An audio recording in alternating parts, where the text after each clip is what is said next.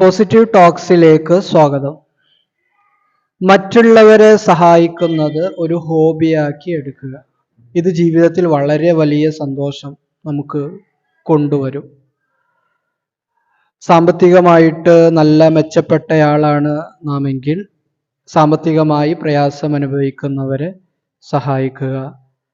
ശാരീരികമായി മെച്ചപ്പെട്ട ആളാണെങ്കിൽ ശാരീരിക ന്യൂനതകൾ അനുഭവിക്കുന്ന, പ്രയാസങ്ങൾ, രോഗങ്ങൾ അനുഭവിക്കുന്ന ആളുകളെ ശാരീരികമായി സഹായിക്കുക.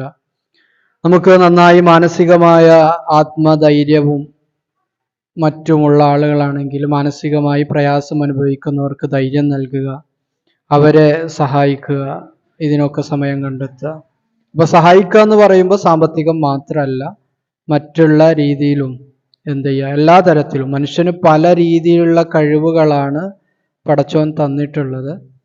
നമ്മുടെ കഴിവുകൾ നമുക്ക് വേണ്ടി ഉപയോഗിക്കുന്നത് പോലെ തന്നെ മറ്റുള്ളവർക്കും വേണ്ടി നമ്മൾ ഉപയോഗിക്കുക, അവരെ സഹായിക്കുക, അവരുടെ പ്രശ്നങ്ങൾ മനസ്സിലാക്കി പരിഹാരം നൽകുക.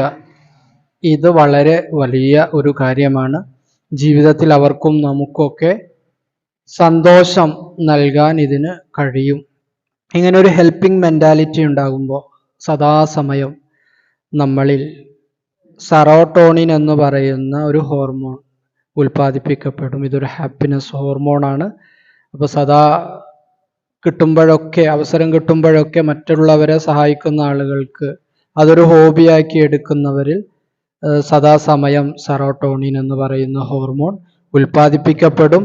അതവർക്ക് മാനസികമായി വളരെ സന്തോഷം നൽകും, ശാരീരികമായും നൽകും. ഇൻഷാ അല്ലാഹ് മറ്റൊരു വീഡിയോയിൽ നമുക്ക് വീണ്ടും കാണാം. ഓക്കെ.